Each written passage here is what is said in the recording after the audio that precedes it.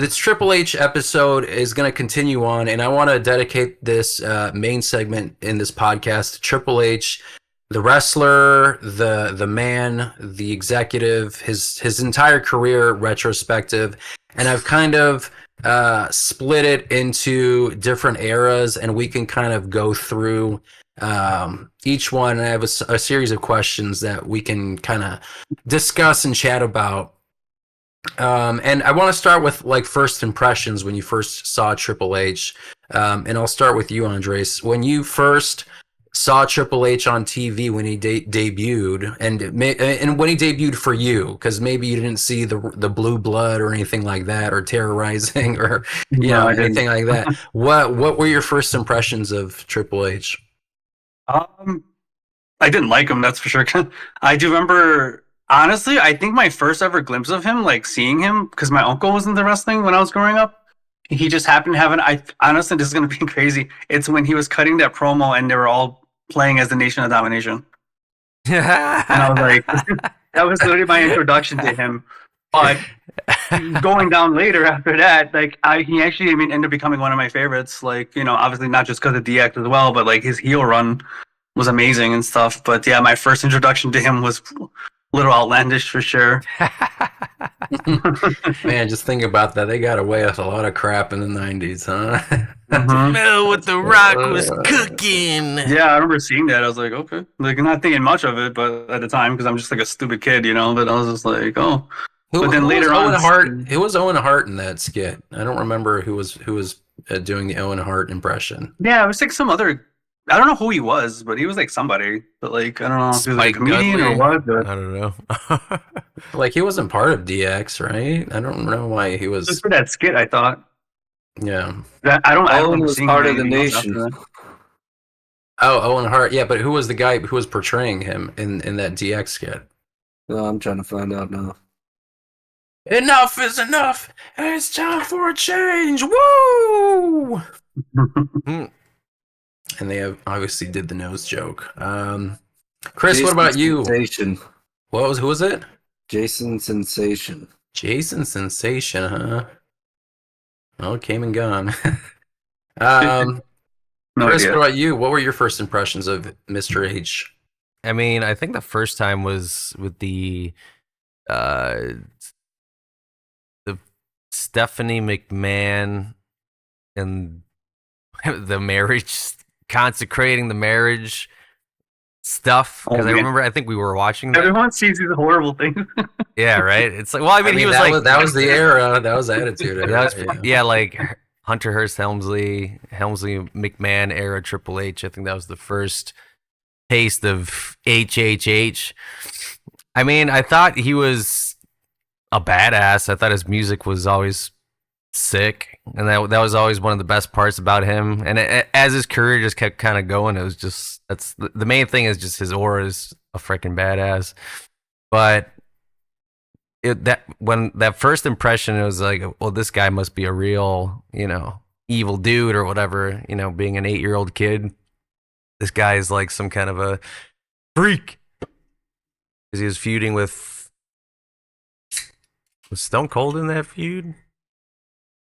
Feuding with. He was Mr. McMahon, I thought. Was it? Because he ended up fighting Mr. McMahon in a pay-per-view later on, and then Stephanie betrays Mr. McMahon. Right. That whole storyline was not actually what happened. Yeah, it was just a ruse the whole time. Helmsley era starts. Yeah, so that was my first impression, or I imagine, I don't know, you might say something different. But yeah, go ahead. Oh, I was gonna say, that my first impression of him was the whole McMahon Helmsley era, that DX version where they had like Tori and it was like X-Pac. So that must have been like 2000, like either like very late 99, early 2000s, and it was McMahon Helmsley era. I thought I didn't think much of him. He was a big tough guy. Like you said, his music was cool. And then when we came back to wrestling in 2006, like just remembering DX from before and just kind of reading about it and then just seeing them back with like the Shawn Michaels Triple H reunion. That whole thing was I thought, I mean, I feel like for the internet wrestling community, they thought it was, they didn't like it, like they didn't like the direction it went, but like I enjoyed it. Like I understood the issues they had where they were like, oh, they're just burying young talent with like the Spirit Squad or whatever, and they're just getting fed to Degeneration X. I didn't care because I didn't see DX through their heyday, so I enjoyed seeing that kind of stuff. And of course, I'm a 14, 13-year-old kid, and the sophomoric humor was up my alley. So dick jokes and poop jokes, bring them on. So I really like Triple H, and again, we were those teenagers where, Cena was the person that we were booing because it was cool to boo John Cena in like 06, 07. So anytime Triple H was put up against John Cena, I would always be rooting for Triple H at the time. And I just liked him as a character. I remember in 08 it was 07 when he defended the WWE Championship belt like 3 times in one night at No Mercy. That was cool. Yeah. But I guess first impressions. David, what about you? My first Triple H match that like I watched was probably No Way Out 2000. So like when he wrestled Foley Hell in a Cell. So I thought like kind of off the rip, like I was like, this dude's kind of crazy. And then like I remember like asking my dad like, hey, what does cerebral mean? And then like him telling me, and I was like, so this guy's the Cerebral Assassin. And I was like, man, like, and then so like I always thought he was cool. Like I thought he was like pretty crazy. I thought the sledgehammer was cool. Like he was probably like the first bad guy other than like NWO. Like he's probably the first WWF at the time bad guy that I rooted for, because like I was all about rooting for NWO, so it's kind of already instilled in me. But yeah, he was like my first favorite like WWE bad guy. Let's kind of like veer into that kind of early part of Triple H's career, and DX was, I think, a big part of that, where he really got shot into superstardom with his group initially with China and Shawn Michaels, and then he basically had his own version of DX. How do you guys feel like? How influential do you feel like DX was to the pop culture and then in wrestling in general? Andres, what do you think about DX's influence on the wrestling industry in its early versions? The early versions? I mean, it really, like, I mean, you see the memes of it and, like, how kids are crotch shopping and stuff and, like, getting in trouble all the time. I mean, it was huge, being impactful to pop culture and stuff. I always see the debate, too, that who was the better stable, NWO or DX? I mean, I'm always going DX, honestly. I mean, at the time, too, I think what Triple H was kind of like, when, like, the start of DX or a little after, wasn't he, like, going through like a part of his career where Vince was like holding him down, basically? It was right before for a while. I remember hearing about that. Like he had to like he was going to be like high mid card for like a while. So I know like when he was like the head of DX, I think it was a good like, I don't know, like change of pace for him to like evolve his character. And I mean DX itself elevated everyone. Like if you were a member of DX, you were gonna move up the card, So DX was just like, I don't know, the best stable to me in wrestling. Like I know it's debatable. I know there's a lot of like great other groups and stuff like that, but like to me, like DX was just like super impactful to wrestling and stuff, and it elevated it was also part of that era. It also made the Attitude Era. Like you couldn't have the Attitude Era without all the pieces of the puzzle that were part of that. So definitely, how integral do you feel like Triple H was to DX as a success? Do you feel like Shawn Michaels had a stronger influence on its success? A mix of the two? I would say Triple H is more the leader, for sure. Like Shawn might have been like the start and the face of it, but like Triple H was the one who took the reins and just kind of ran with it more. And even when like they reunited again, You know, like I don't know, it just felt like more Triple H was more the hem of it. But I would say DX would not be DX obviously without him for sure. So Yeah. mhm. David, what about you? How do you feel about DX and its influence? Do you feel like they are, what kind of impact do you feel like they had on the wrestling industry? I think what wrestling, I think you know, like it's huge. Like I don't think a lot. There's not too many factions that sell merch like that. That have like such a reach. I think it created such like I wouldn't say it create. I shouldn't say it created like that type of like goofy heel like all that stuff, but it's definitely like a very, very strong indicator. I think that if we had to put it in like in essence, it's like Triple H is the heart, but Shawn Michaels is the soul. Like especially because like how the early run, like Shawn Michaels' peak heel was while in DX. And like, yeah, he'd get cheered, but when it came down to like match time, he was getting booed out of there. Yeah, Survivor Series, Even 97. yeah, even outside of that, like when he lost to when he put Austin over, like it was hostile territory for Michaels, Yeah. Yeah. and like I think like I think they created that like playfully dangerous type faction. Like they could like they're gonna have funny things, like they're gonna make you laugh, but like when it's time to kick your ass, they're gonna kick your ass. Cause like NWO wasn't really like funny.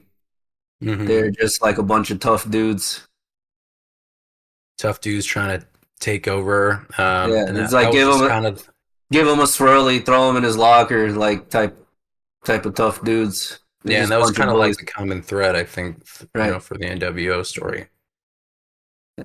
And yeah, and like DX, I mean, even NWO, like those kinds of groups, like their merchandise transcends that era that they even lived in, like even 25, 30 years later, like DX merchandise still sells pretty well and it's still like a merchandise, option. So that doesn't happen if you don't leave a lasting, permanent impression in wrestling culture and pop culture. And I do think Triple H was integral to that. Chris, what about you? Do you feel like DX's what do you feel about Degeneration X's impact on the wrestling industry? Specifically the 90s version or the later versions? I'd say 90s and early 2000s. I would say that, I mean, it was a massive impact. It was the answer to WCW's New World Order at that point, NWO.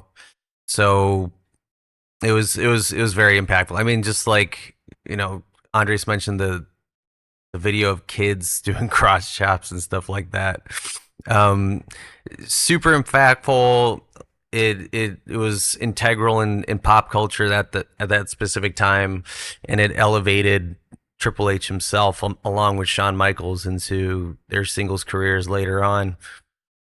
And then even like 2000s, like the more corporate version of DX, where Triple H had this, or I mean, to this day, I mean, he always had this imposing aura about him as far as like heels. Like there's a lot of heels, but like when you see Triple H and the way he just kind of carries himself, it's like this guy can like kick your ass or get rid of you if he wants. You know what I mean? Like he's in control. So I mean, I would say the impact of DX is definitely felt. Actually, when we went to one of the shows, wasn't Samantha Irving was still the announcer? Didn't they do like a segment where they were like shooting the crowd and blasting DX music, and like every time they got Yeah. someone on camera, they were crotch chopping and stuff like that? Yep. I thought that was cool. So I mean, it's still like so relevant that they're doing that, Yeah, I mean Triple H probably has a hand in it. He's like, yeah, creative decision, baby. We're including a DX segment in live events.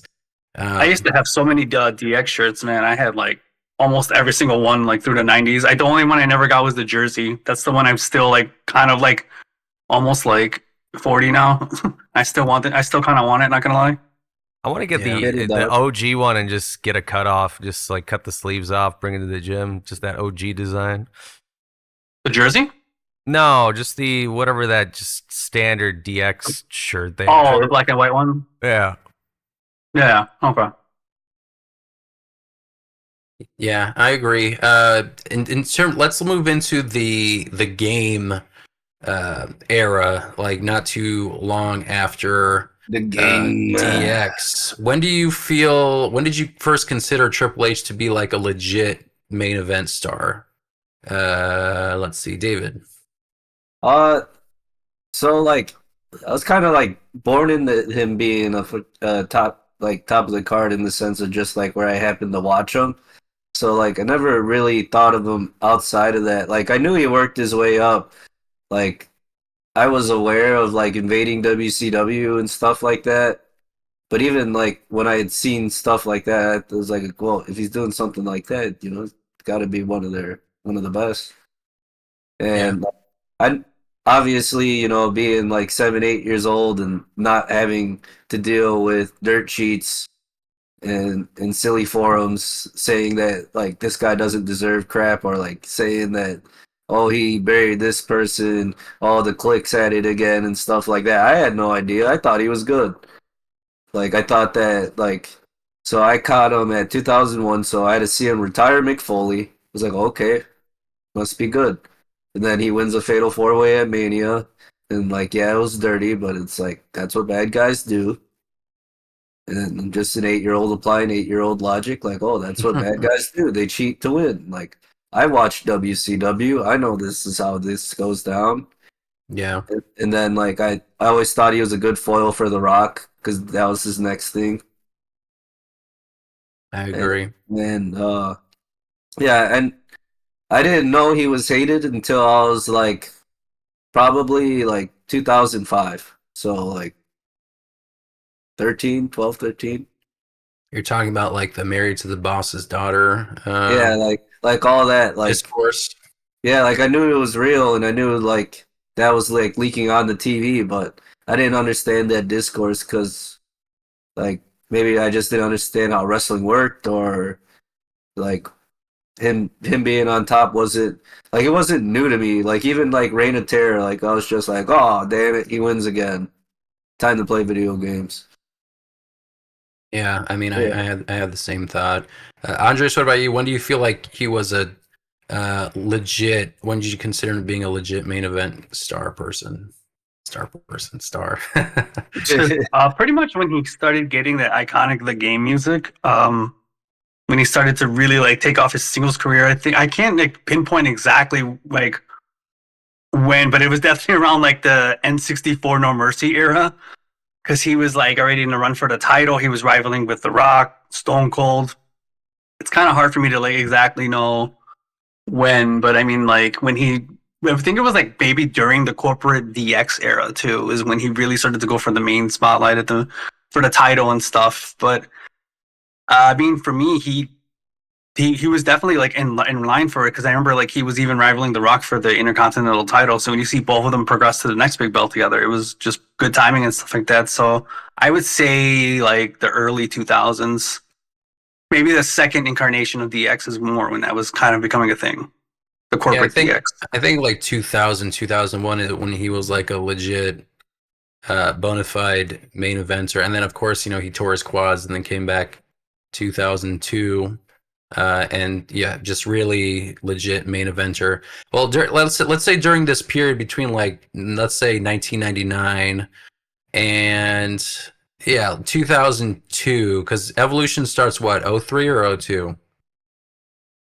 I think late 02, no? Because he has the fuse with Shawn Michaels in 02. I don't think he was in Evolution yet. I think Evolution's later. Yeah, I think that's 03. 03. 03, yeah. So let's say 99 to 2002. Who do you feel like? What are some of his most defining feuds or rivalries? Let's go back to David.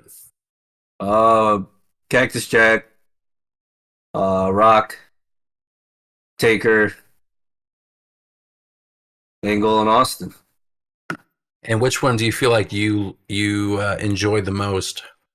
Either Cactus Jack or Rock. Yeah.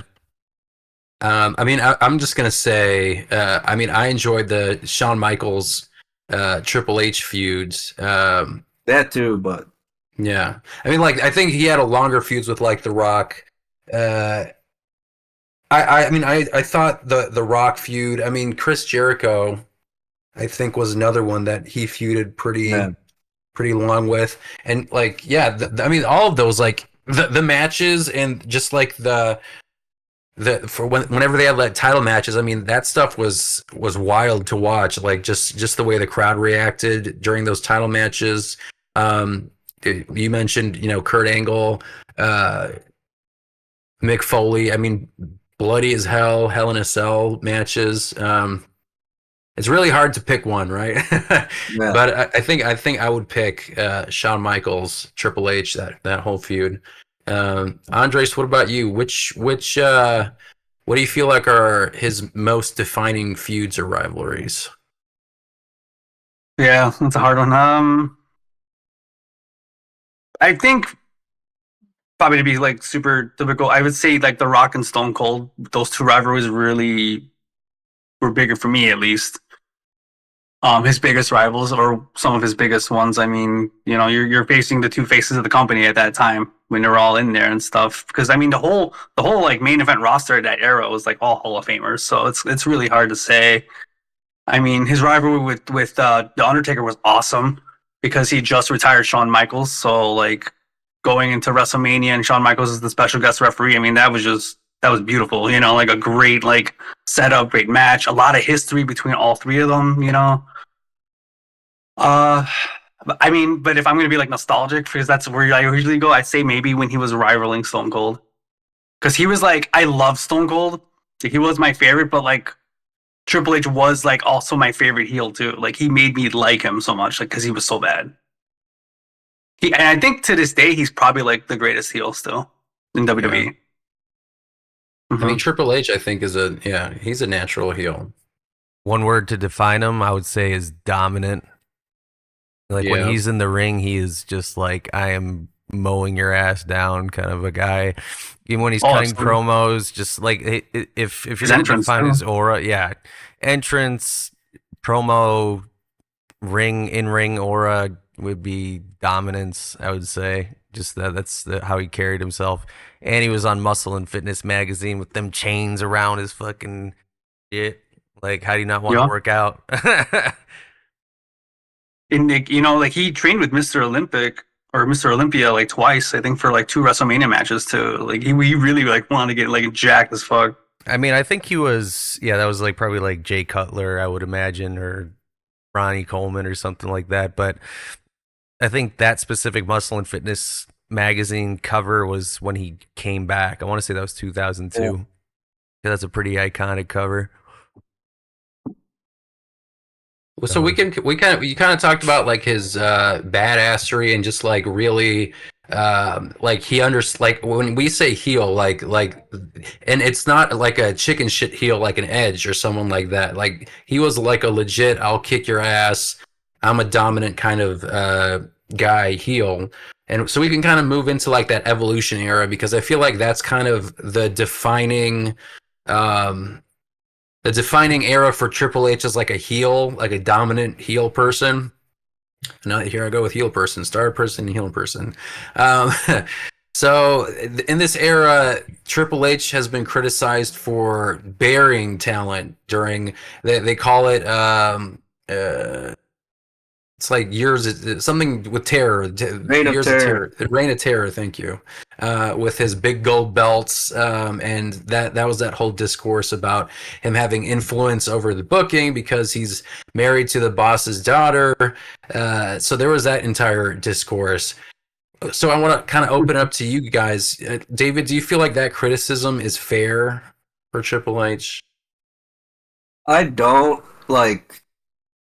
I used to, and then like when you think about like on the business side of things, what was going on in WWE at the time, like it, they what choice did they have other than like, okay, was Vince really gonna gamble on new people?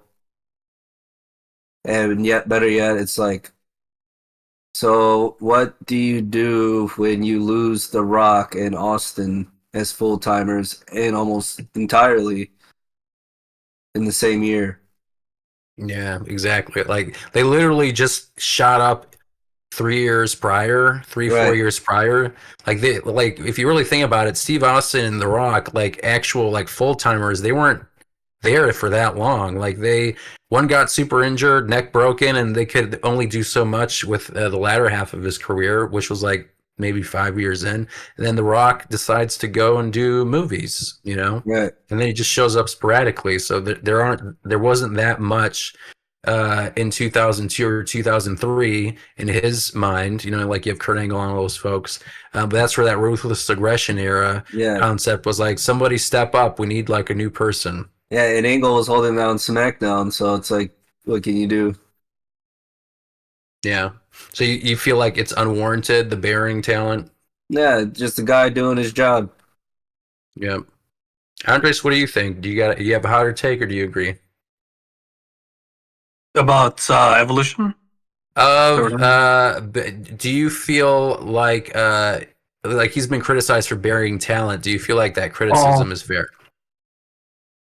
No, I like David point to. I kind of did when I was younger, but like, no, I don't. I don't think so. I just think that like the way it looked. But I mean, he was also like his character was kind of like he would be that kind of guy if anything, if that actually was legitimate, because he was like he was a different kind of heel in Evolution, honestly. Like like it was a different group. It was not DX at all. Where DX was about like kicking ass but having fun. Evolution was just like a bunch of like rich guys, I guess. A bunch of rich guys who are dicks and like The horse. they win all the gold and stuff. Yeah. So no, I don't think those speculations would necessarily be honest, like true about that. No. I think he was just, working with the talent he had and leading a new group of, different generations of wrestling and stuff. And I thought that was cool, like that he basically lets two of the best factions in WWE, one after another, and that's awesome. But no, I don't really believe in those speculations too much. Chris, what do you? Same question. Let me add that other layer of the marriage to Stephanie McMahon that happened around that same time. Do you feel like it influenced his career and position in WWE? I mean, it's hard to say that it didn't. You know what I mean? I would imagine that it definitely did. Now, does that take away from his talent? He was just, I don't want to call it strategic on his end. You know what I mean? Because I'm sure there must have been like legitimate feelings and stuff like that, and it just so happened to be like a happenstance kind of thing. But it definitely worked out for him. I would imagine, as far as just like his leverage in the main event.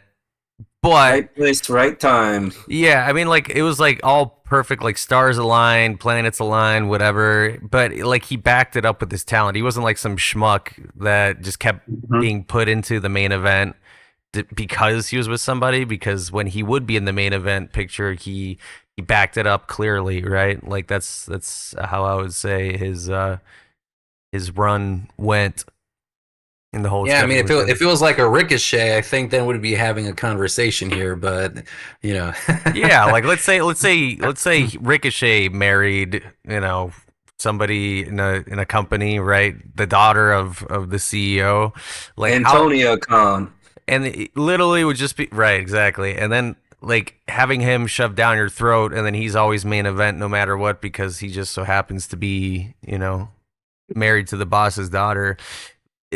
His talent is just not there. It's not on par with like a Triple H. You know what I mean? Because Triple H can back it up, and he had all those years beforehand with DX and all that other stuff that put him in that position, I think. So, I mean, he was just strategically doing the right stuff for himself. So, I also heard too that like even when Stephanie was talking about like when she first got to know him, he was actually in a lot of the writers' meetings too, because he wanted to learn the ins and outs of the business too, not just be a wrestler. He wanted to like understand like what production worked like and stuff, and like pitch ideas and stuff. Like they I remember like the McMahon family even said they actually liked that about him. He wasn't just like here to wrestle, get a paycheck, call it. Like he actually like would come early, sit down, talk with all the other writers and stuff and producers, and just wanted to get an understanding and stuff. So I think that's cool. So he obviously loves the business that much that he's wanting to understand and learn it like from behind the scenes too. And now look at him. So makes sense. I agree. I mean, his nickname is the game, and he is definitely a student of the game.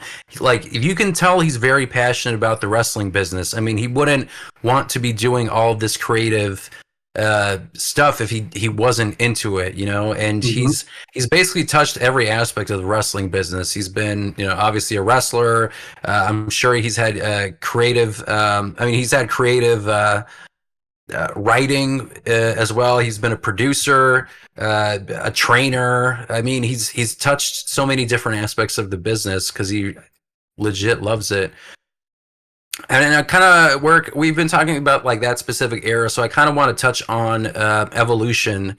And I think David and Andres, maybe you're going to have a bigger opinion on this, because I like the extent of Evolution for me was like playing SmackDown versus Raw, and then I've watched documentaries, so I guess I could talk a little about from what I've observed. But how do you guys feel like how important do you feel like Evolution was to the Ruthless Aggression era?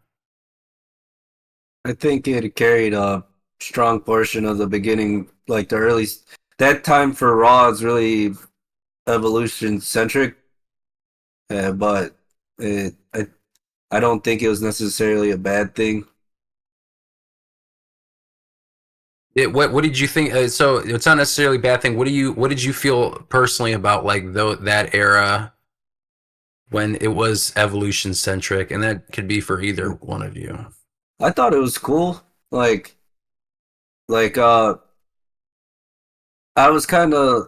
guess I was kind of like, I perceived wrestling different even like back then. Like I was told like this is the Horseman. Like I was told really early like this is another version of the Horseman. Like enjoy Ric Flair while you can, kid. Like things like that. Like, and then like I had already liked Randy Orton from when he did Randy TV and stuff like that. Like I thought he was funny, and I could see how like he was like an annoying bad guy. So I was like, oh, okay, this makes sense. Are you saying when he got like injured and he had that long hair and he was talking about how he was getting recovered? Yeah.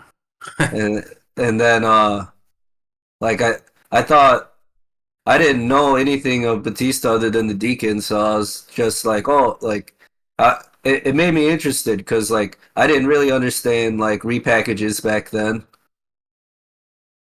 And stuff like that.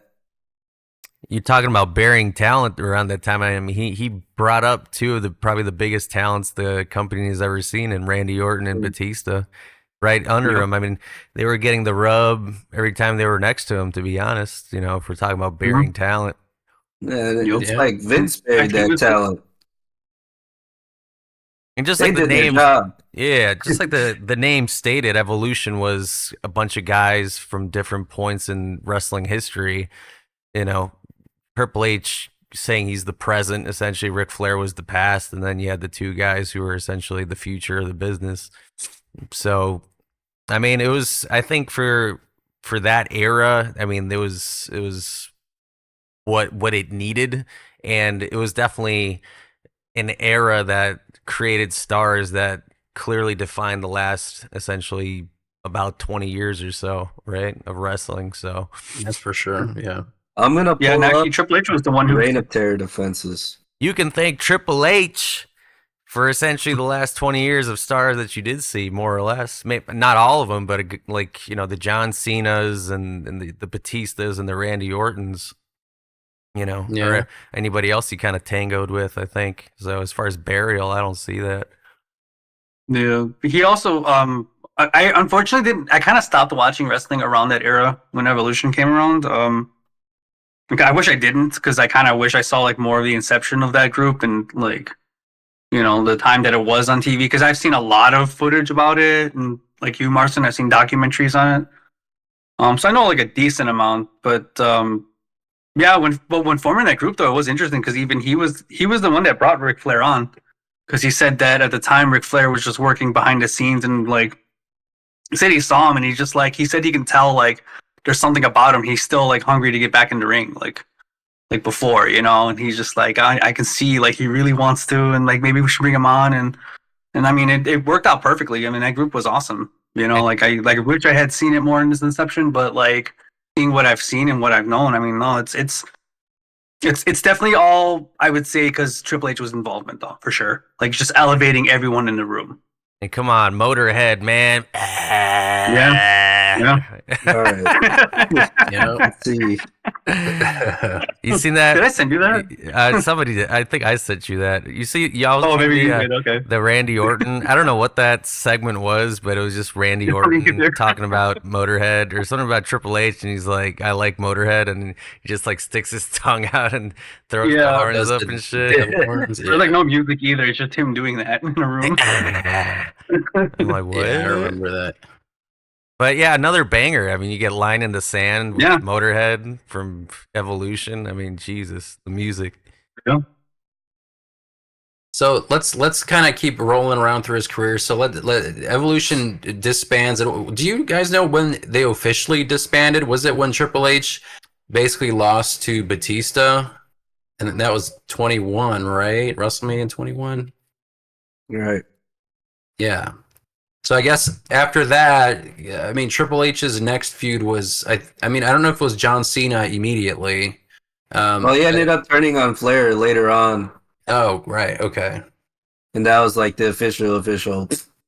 Gotcha. Because there was still like a remnants of them.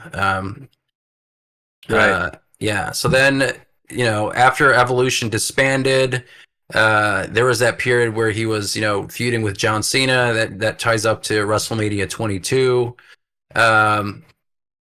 And then they do the reunion with Shawn Michaels in 2006. And basically 06, 7, 8, 9. Well, up to 8, I think. There was like variations, and even 9, 09, I'd say there were variations of like Shawn Michaels and DX. And then there was like Triple H solo career. Well, what did you guys? I kind of touched upon it with the DX reunion in 06. David, this is kind of where you stopped watching, right? Yeah, 06, 07? I probably cut it off like Russell. Yeah, so I seen 22. I didn't see 23, so somewhere in between 22 and 23. So somewhere around 06, 07, you were basically like, And then I popped in a couple times just to see funny DX skits. yeah. Yeah. Like Andres, I tried were to you- get back into it, and then like You couldn't. didn't work. Andres, were you also you also took a little bit of a break too, then, right? Or did you start around the same time or no?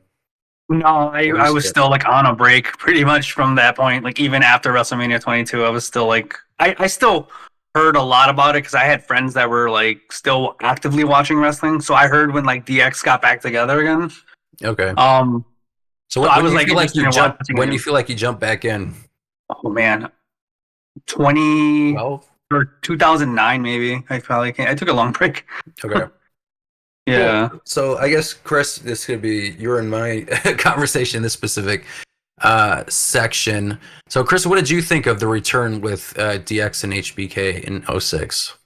I mean, the buildup that it was like happening because you saw it like week to week that it was like, oh, are they going to bring this shit back? Was kind of exciting because again, we weren't really there in the early 90s to witness the peak DX, but it was just kind of cool because you got to see it in real time to experience some form of that. So it was pretty cool. So yeah, no, it was sweet. Yeah, I mean, this was definitely like I think he's still in the prime of his career, but it wasn't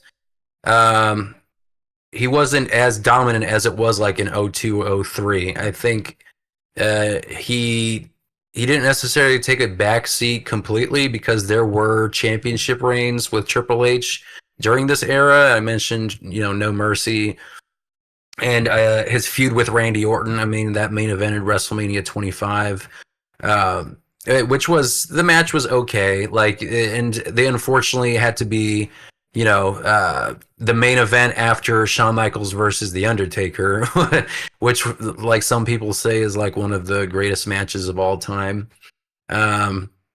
So I feel like during this period, this was kind of like just kind of him being that veteran, going up against. There was that illegitimate son angle, and they kind of teased Triple H like being, I don't know, like that part of that angle. And I remember when it ended up being like Hornswoggle when Triple H was in the ring, and like I was cackling because Vince McMahon's face when he realized he had like a kayfabe leprechaun as a as an illegitimate son was funny, even though it was supposed to be Mr. Kennedy, but then he had his own issues. And that was, I think that was one of the people that definitely had a career, like the one that got away. But that's a sidetrack. So yeah, I think the reunion with DX was great. It was a nostalgia trip. I understand some of the commentary about, them burying the Spirit Squad, but I feel like, after the Spirit Squad ended, Dolph Ziggler did have a pretty great career in WWE. Some feel like he could have had something bigger. But I still think DX was effective. And I enjoyed them. I enjoy Shawn Michaels and Triple H together, whether it's in the 90s or the 2000s. If they're in the twilight of their career, I just like seeing them on screen together. And also during this period, and this is like 2005 and let's say 2013, Chris, do you feel like you had a preference when he was a heel or a face?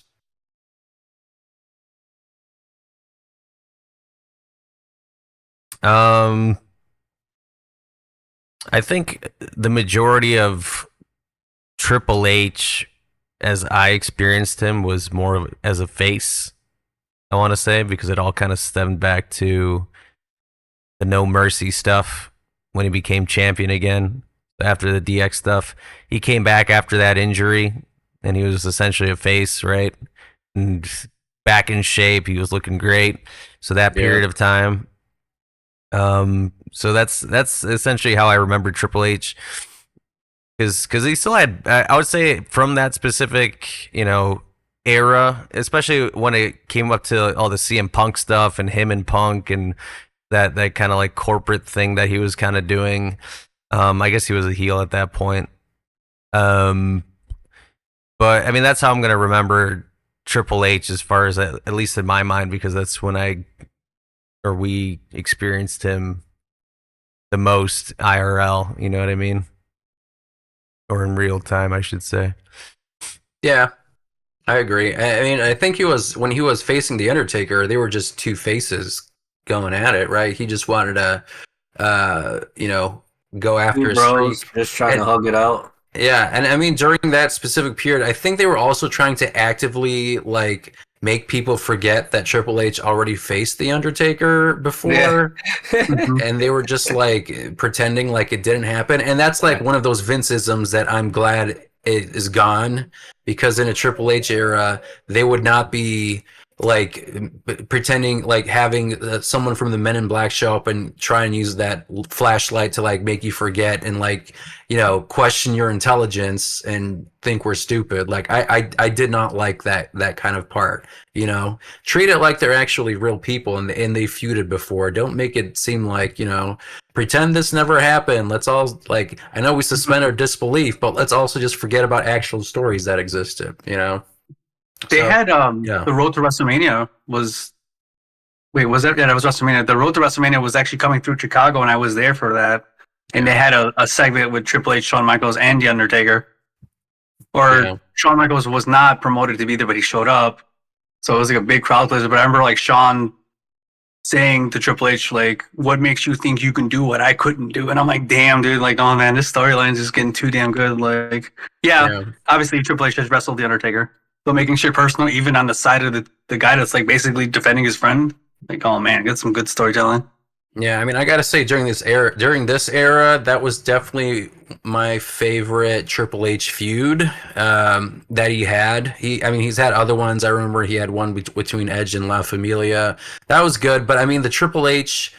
It was basically like, I think, was it 4 matches? Because the Triple H, he did 27 and 28. I think he did 27 versus the Undertaker, and I think 28 was Taker. Undertaker, Hell in a Cell, and then Shawn Michaels was referee, right? I think that's what it was. So I mean, that like legit, like 4 WrestleManias in a row, like 4 Undertaker bangers, and they were between HBK and Triple H. And again, like all the men were in the, I'd say, twilight of their career. I mean, Undertaker, I think, lasted another decade doing WrestleMania matches after that. But I mean, that was like peak, like streak, and I'm not thinking about, you know, the Lesnar one. That's kind of when the streak kind of fell off. Obviously, that was like the last of the Taker we grew up on. Yeah, exactly. And then after that, I mean, like he had matches, but it just wasn't as great as that series that he had with Shawn Michaels and Triple H. Taker, like. Yeah, like they build it as the end of an era, and it definitely was with that last one, because that when that, like, I really want to rewatch that Triple H Undertaker with HBK special ref match, because I mean, talk about like near falls and things where I legit thought that he was gonna lose. I mean, it was fantastic. Definitely my favorite feud with him.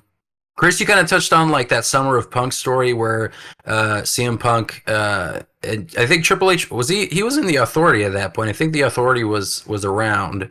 Yeah. What did you think about like that whole era with Triple H in the Authority? I mean, I think he played a good heel. I mean, he essentially just tapped into his early 2000s kind of like Triple H, but more refined as like a corporate guy, because he was wearing the suits and stuff like that. I think was he active in ring, or was he just playing more of he was a COO or whatever at that point? I mean, he was still doing wrestling matches. I mean, do you remember Sting, Triple H faced Sting at WrestleMania 31, and that, I think that was still, Danielson. I don't know if they called it Authority, but it was like, you know, that kind of role. Danielson was heavily Authority based. Yeah, Danielson was heavily, so that was 30, so that was the Authority, yeah. Yeah, I mean, I think it was good. I think that's just, I mean, again, you need a big heel for a lot of these like faces to tangle with, and he was just the guy to put in there because he was just so good at it. So, you know, rightfully so. Yeah, I liked it. I mean, like, I obviously thought that they could have done more when, you know, CM Punk won the championship. I mean, he had that feud with Del Rio, and then they had like Kevin Nash like interaction. I just thought you could have gone so many other ways. Yeah, I did like CM Punk doing like the clickety clack noises, and then you make like, I love that like that sound of him changing the channel whenever Diesel was on, or something like that. Like hand it to him. Click, click, click. Yeah. So, well, let's. This is still Authority era, and I, David and Andres, I think you might. I mean, David, I don't know. You didn't watch it 2014, I watched it. Did you? Yeah, 14. Yeah, so, I was watching with you guys. Oh yeah, I guess you're right. I mean, yeah, it's been so long. This is when all the roads connect. Yeah. So, I mean, do you guys remember when Sting showed up in WWE at Survivor Series? Yeah. Yeah, that was pretty big. Yeah. So I guess let's talk about that feud with Triple H and Sting. What did you guys think about? What did you guys think about that feud, and then having Triple H kind of be like that guy to tango with? I mean, if we're gonna use the burial example, I mean that's probably the peak burial, you know, of somebody who I think a majority of people would have assumed that Sting should have went over in that entire feud because literally the first time he ever stepped in a WWE ring, it was like mind blowing to see.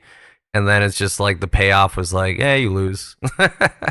Motherfucker. And your neck broke, bitch. That's Fucking that was Vinnie Seth Mac's Rollins. last. Buckle That's Vinnie bomb. Mac's last fuck you to WCW.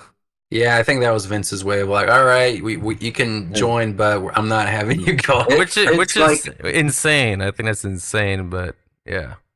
It's just like at that Mania, they introduced him as "Welcome to the Big Leagues" Yeah. to Sting, Yeah. and it's like known fact that, Vince was in his announcer's ears constantly telling them what to say. So that's one right there. Yeah. Yeah, I mean, it was a mistreatment. It wasn't. I imagine that Triple H probably didn't have too much of a say as far as that entire direction of that feud. Maybe some things, obviously in ring stuff, but like who was going over and stuff like that. I'm guessing that was all Vince McMahon, essentially calling the shots. I don't know, but yeah, I mean, like it was like if I was gonna point to any kind of a burial thing with Triple H, it would be probably that. Even think about like how overproduced that match was. Like DX came out and the NWO came Avengers. out, and it's like why would the NWO come out for Sting? Yeah, exactly. Yeah, that made no sense. Yeah, Like, it was very unless the Wolfpack anticlimactic. music hit. Like, other than that, it didn't make sense. Like Hogan would never come down the stage sing. Yeah, like that was just like a member berries Right.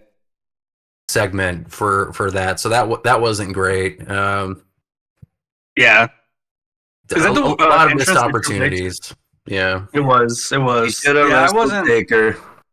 Taker says it all the time. It should have been me. Yep. It wasn't my call.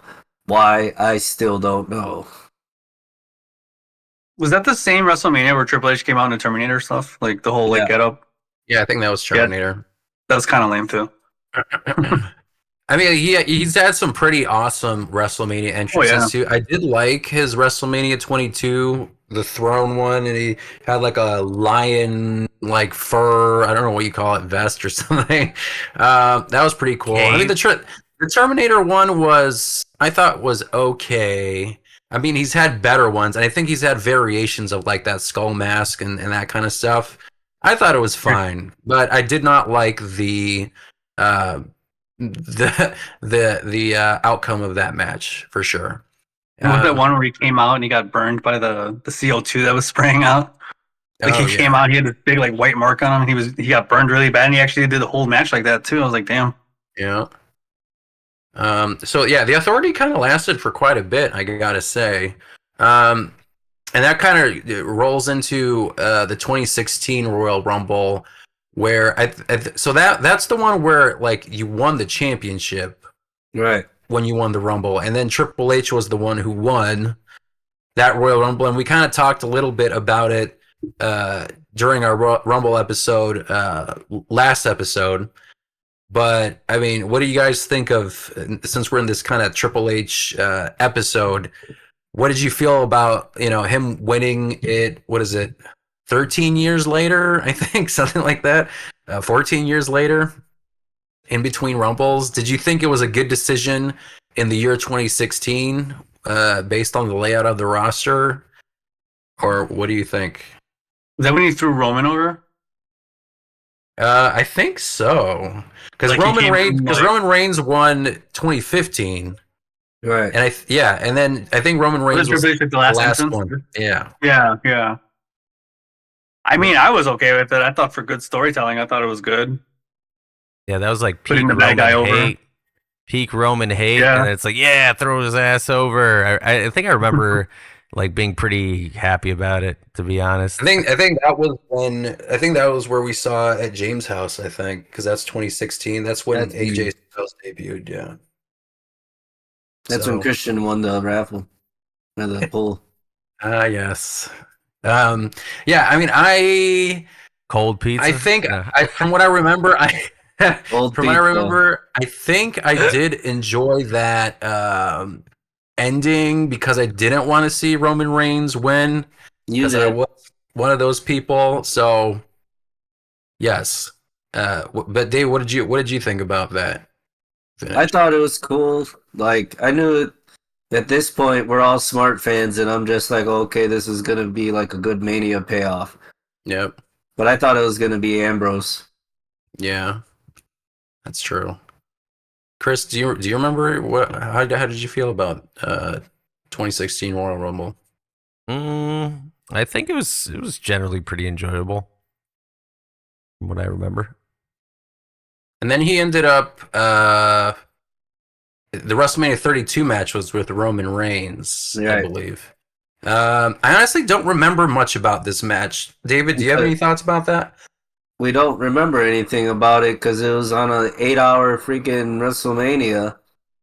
Yeah, And that's true. It I think started at like 11 o'clock. it was still one night, right? Yeah. With 2 nights worth of wrestling. Yeah, I mean, like it got to a point where it was a legit like this is like I know people said like 2019 was peak, but I was feeling it like 2016, 17, Yeah, the 15, signs were 16, there. 17, 18. Yeah, it just started like being like, all right, this is a bit much, and some of it wasn't, great. There were obviously gems here and there in feuds, but it was definitely that feeling that escalated into the creation of a new wrestling company in 2019. Let's see. So then he was basically like a part-timer during 2013 through 2019. How do you feel like his role as a part-timer compares to people like the Undertaker or John Cena, who were basically similar during this time? He was definitely. I mean, that was the era where he was just kind of more or less grooming himself to be more of a corporate guy, just kind of be more of a company man while still maintaining a character on screen, kind of like Vince McMahon. So I mean, it was fine. It was welcome, I think, on some level to just kind of have him, but the overall product was just waning, I think, towards the end of that couple of years. So, but yeah, I mean, seeing him was always cool, but just like overall everything around it was, shit. Yeah. So I do want to touch on NXT a little bit. So when we first when we started watching, I mean, we saw the first iteration of NXT, and it was nothing like what it is now or what it has been for quite a bit. It initially started as a reality show, Tough Enough 2.0, like fake reality show format in a scripted situation, where you had like mentors, like Daniel Bryan was being mentored by the Miz, and you had those kinds of situations. Do you guys did any of you watch like the early versions of NXT? I did. Besides me. I mean, either. That's how I generally remember NXT up until what, 2014, and then as far as like watching NXT until like more recently, within the last like 2 years or so, like paying attention to NXT. That's how I essentially remembered NXT, was like that, and then the Seth Rollins and stuff like that. So yeah, I mean, then we get into that era where people say it was like the golden age of NXT with all the takeovers, and you had the Finn Balor's, the Shinsuke Nakamura's, the Baileys, the Charlotte Flairs, Sasha Banks. I mean, all of them. I mean, that I would say that's the Triple H era. Do you guys have any strong feelings about what do you feel about like how Triple H took NXT as a concept and turned it into something like that? How do you feel? How influential do you feel like it is now, looking back from its beginnings? He scored a perfect score. Yeah, I mean, you could say in the era where the main product was pretty mediocre at best, I would say, like, watching NXT was like, man, it could be like this. You know what I mean? And that's why the ratings were what they were. So you can tell that the way he's kind of directing the current way that WWE is was kind of where his mind was with that initial version of NXT with his stars and stuff like that. So, yeah, I mean, NXT back then was definitely peak version of NXT. Not to take away from like the current version, but it was just like in an era of like where the main product was pretty whatever. Like that was like holy shit, it could be like this, and this was just more interesting to watch. It was like watching like indie stuff, and but with like high production and all these kinds of things, and seeing the crazy flippy shit that you just weren't really seeing on the main roster stuff. It was just a I wouldn't even say like indie. I would say like New Japan, Ring of Honor type like yeah matches. And yeah, that era was also that discourse of like, look what they did in NXT, and then look what happens when you put them on the main roster. I mean, Karrion Kross is a big example of that, where like that discourse of like, here's their name, and then Vince McMahon basically strips them of their entire identity and then puts something else on them. There were people who did survive that kind of stuff.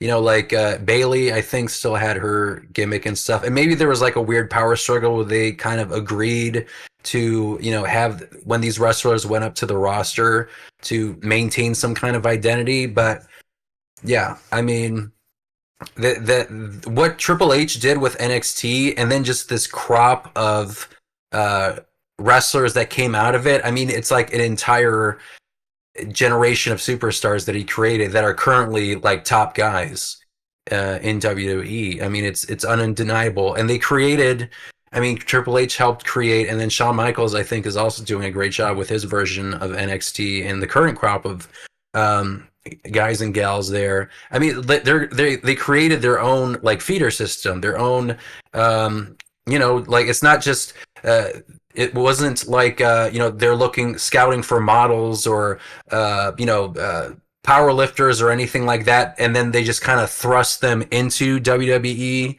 They have their OVWs and that kind of stuff, but now they have like a legit show that's televised, and they aren't in some kind of what do you call it, like a training show. Like it's like a legit show, and they have like titles and matches, and it's not the big leagues necessarily, but I mean, yeah, it's like its own system that they created, and I just can't imagine WWE being without that version now. Like, it'd be weird for them to go back to just like two shows, and I don't think it's possible. I think WWE as an entity is approaching like the NFL, NBA for wrestling, and their this training regimen was like an important step going forward. I mean, shit, you could have AEW thank Triple H for some of their top guys, essentially. Bryan Danielson and Jon Moxley. Yeah, exactly. You know what I mean? Like, check out 2012 NXT, like, just as their published roster, and there's still, like, Mox, Big Cass isn't mentioned on here, and he was there. Yep. Let's see. So, Angelo Dawkins, Street Profits. Big E, Bo Dallas, Bray Wyatt, CJ Parker, Juice Robinson, Charlotte, Corey Graves, Enzo Amore, Eric Rowan. Let's see what Usos. I mean, literally Luke Harper. Yeah. Yeah, I mean, those were like the Wyatt family. I mean, like, there were guys that I forgot that were part of NXT. Like, I just thought they were just like superstars that just showed up. Husky Harris, baby. Yeah, I mean, wild, like the Wyatts. I mean, an entire generation of stars that they molded.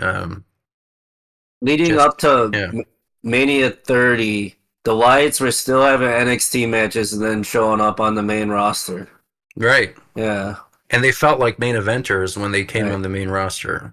That original gimmick with like the Louisiana swamps and the vague Texas Chainsaw Massacre family feel. I think that was probably my favorite version of the Wyatts, was that early one. because it was just super simple. But yeah, I mean, the amount of people that they created from that is Rusev, crazy. Yeah, Yeah, Rusev. Rusev. Jeez. Chad Gable. Yep. Long hair. Yeah, long hair Gable. Who else is in here? I'm looking at 2013. Paige. Oh, yep. Paige. I mean, I Sami remember Zayn, Paige Kevin winning. Owens. Sean Ricker, who's LA Knight, was part of that roster. Sasha Yeah. Banks. Xavier Woods, Tyler Breeze. I mean, that was another one like LA And Knight. somebody that they dropped in when they took him to the main roster was Tyler Breeze. Yep. And same thing with LA Knight initially when they did the whole Becky Lynch. What the hell is that fashion group called? The modeling. Fashion Police. No, Eminem? with LA Knight. Maximum Male Models. Yeah, there you go. Like that, I feel like that was definitely like a Vince McMahon thing. Like that was another like LA Knight, NXT, and now you're Maximum Male Models. Yeah, you're Max Dupree. Yeah, Max Dupree, Maxine. I mean, like, we got Maxine Dupree out of it, and then they morphed it into like a a Kurt Angle style thing. So Well, they got rid of Mason Mansour. That's why. yeah, And now they're using the gimmick they claim they hate. yep. On AEW. Yeah. Mm-hmm. So we can move into his final.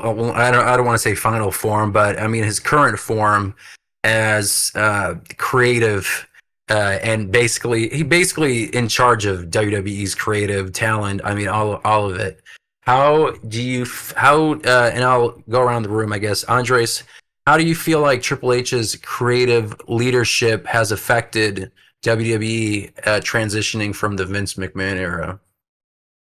Oh, he's taken it to new heights, like easily. Like, he's brought such great talent and great storylines, and like he's on the insides of like knowing what it is like to be out there. So I just feel like his mind is like perfect for what he's doing now. Like he's definitely taking WWE into new heights that it's not.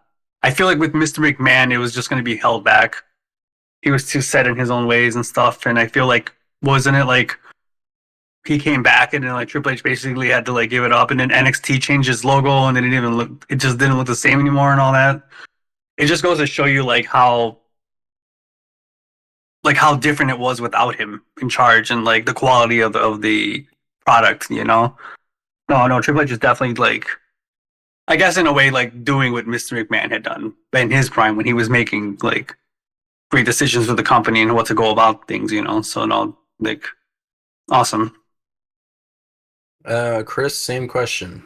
My God, we are spoiled. Like when you really just think about the current state of affairs as far as wrestling overall, it's like, yeah, whatever, Raw was whatever 1 week or whatever. But when you just like zoom out and like compare it to essentially those specific eras, like more specifically like the 2014 through 2019 era, 2020 era of WWE and wrestling in general, like we are in the Renaissance, I would say. Like we got so much wrestling right now, and as far as even quality, you have mainstream people that have been tapping into this specific phenomenon of professional wrestling that hasn't been seen in 20 years or so. Like it's just a different complete level now. It's like it's even hard to even like put it into words as far as like how big it's become.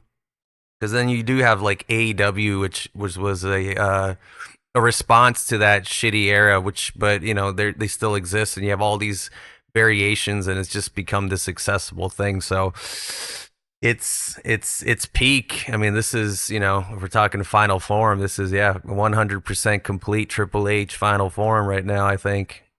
Yeah, I mean, think about like what you mentioned, like some of like the changes that you couldn't even imagine. Like think about like where we were in 2006 and how TNA was and how like people said that X Division and all that was amazing.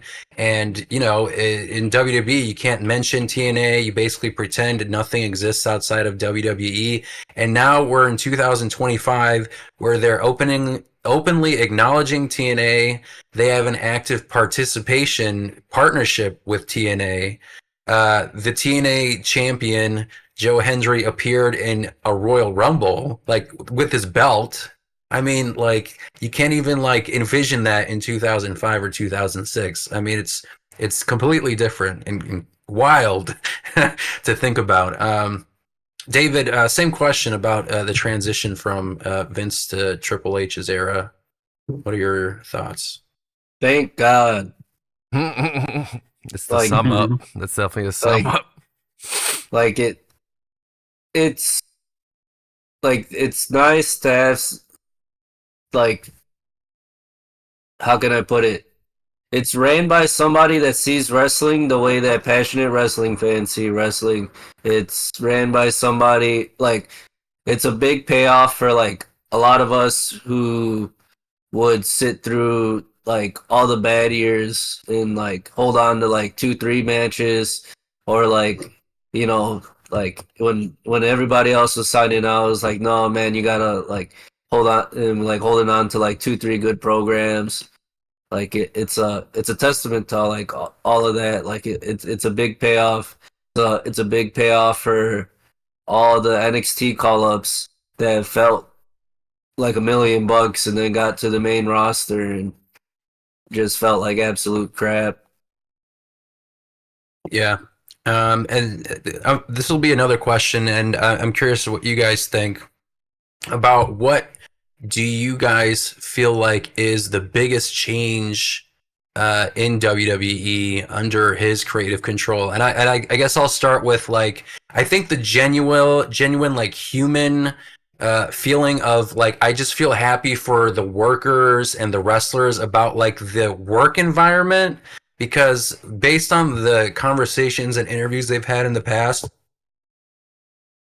it really felt like you were walking on eggshells, and everything had to go through him. Everything had to be like, you know, you have to say it this exact way, and then he'd be yelling in, you know, like Michael Cole's and JR's headsets if you don't mention a certain thing. And just having that kind of environment constantly where like that was just the norm. I mean, it just seems wild to me. And just seeing the difference in backstage, and even like guys like Undertaker who like mentioned that it's like night and day, and maybe for him he feels like it might be for the worst because they're like more chill than how they were previously. Video games. Yeah, with their video games and all that BS. Back Old man then, yells we at were cloud. drinking, you know, and drinking shots of vodka backstage and popping our pills before we went outside like real men out in the match. You know, like what a different time. And the other thing, like the Vince McMahon philosophy of like, it basically has to all go through him. Even if you offer like some kind of, you know, suggestions, it's still his final say. With Triple H, it seems like he really asks for other people's opinions more so, and he like listens to them more actively. Like Vince would ask folks for opinions, but I feel like Triple H takes a lot more into consideration and is comfortable giving some creative like freedom to these folks, you know, in terms of like their promos and all that kind of stuff. I feel like that is one of the biggest differences. Chris, what do you feel like is the biggest difference between the Vince and Triple H era? I mean, I think one word you can use is freedom. I think there's a creative freedom. I think there's an environment to have input from potentially, you know, other wrestlers to Triple H. Like, still probably envision what Triple H kind of wants to see, but I think there's, again, a sigh of relief, like a breath of fresh air, like all those little analogies, whatever you want to call it. Like, that's definitely the vibe in the current version. Like, there's just room for you to for the company itself to just kind of go in many different ways, kind of flow like water, so to speak, kind of the Bruce Lee analogy, versus this kind of like chokehold constriction that was kind of just happening, like it needs to be this way, and if you start deviating from that specific thing, it's like that's wrong, like that kind of a thing. So it definitely just feels free, open, that kind of a thing, I would imagine, backstage, just based on what you said and what interviews and things like that are saying. Yeah, I mean, I don't know if like a CM Punk return would be in the cards if like the Triple H like backstage like just environment was not there. I don't know if it would happen, I mean, also thank you, Tony Khan, but but yeah, Andre, same question. Biggest difference. Yeah, I would kind of, it's Chris's sentiment, kind of just go along. It just feels like a much more healthier environment now. They're welcoming TNA wrestlers now and making a partnership where it seemed like Vince would never really cross that line. He never really ECW, but like they owned it. That was a big, well kept secret. But to really like cross other brands and like make full on deals, and it just seems like, even just as a fan watching it, just the quality of like everyone working there and and social media too. It just seems like it seems like wrestlers have a lot more freedom to be more expressive too as well. And Triple H, from what I hear too, is a much more easier guy to work with and talk to. And you actually see him too, like in the post, like he's always like waiting in gorilla when the wrestlers come back, and he's always congratulating them, shaking their hands, giving them hugs, like trusting them to move up into the business where like, yeah, Vince was there, but Vince never really like did that. You don't see him like this. Yeah. Or they'll throw a belt at him, Brock Lesnar and shit. But like, I don't know.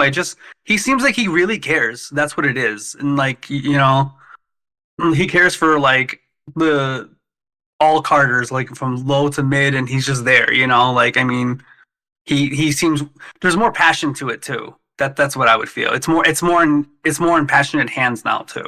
Mm-hmm. On top of that, to know what to make a good product, but also have a good workspace as well. Yeah.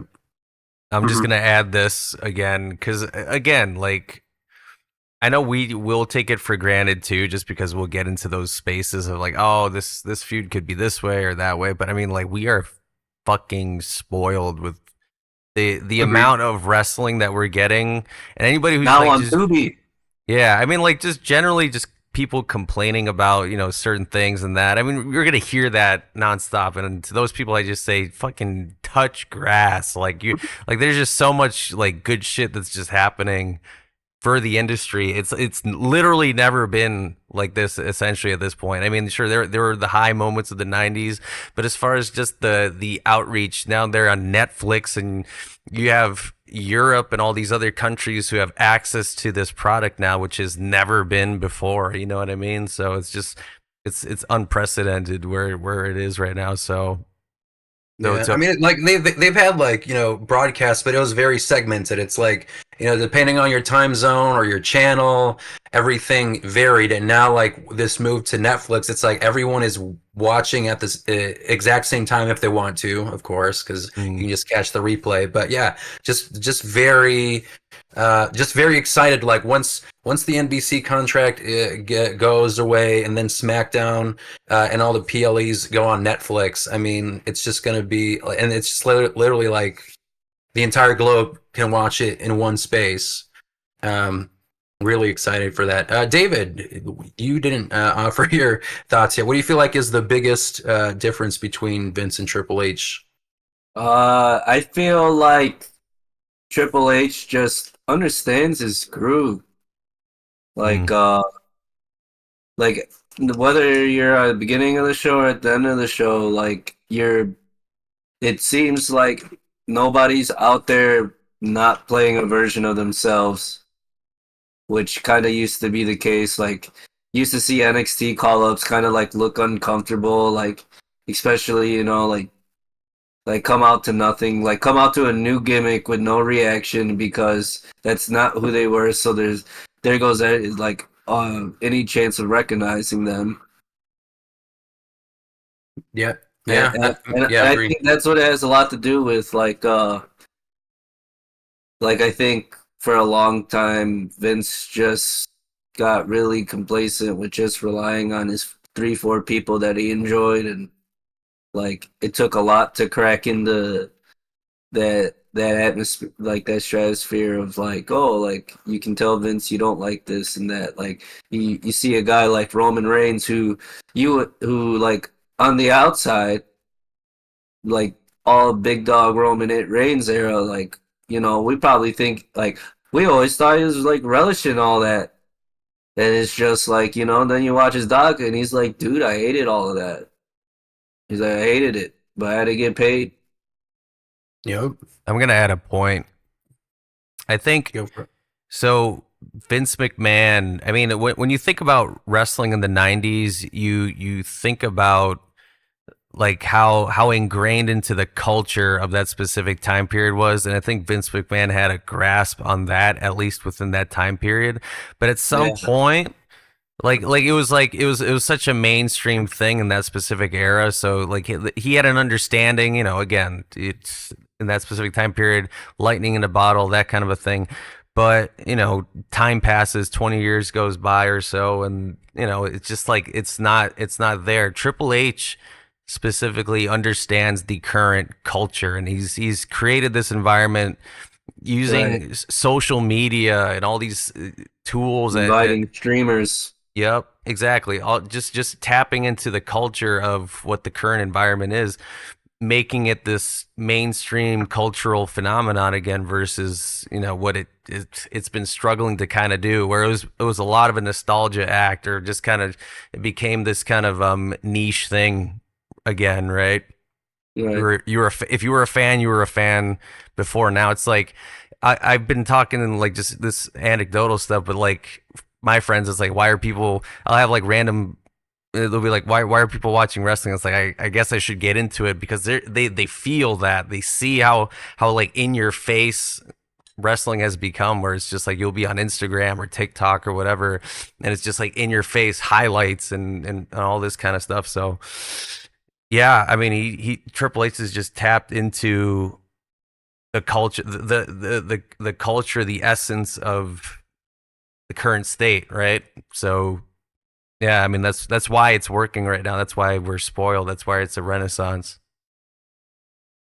Yeah, I agree. I mean, and if going back to that initial story, I mean, if what we just talked about for the past 2 hours isn't an example of why Triple H deserves to be in the Hall of Fame, I don't know what is. But that is a wrap for this episode of the Chi-Town Shoot podcast. Please don't forget to like, subscribe, rate us, and leave your feedback. And tune in next time for more wrestling madness. Until then, keep marking out.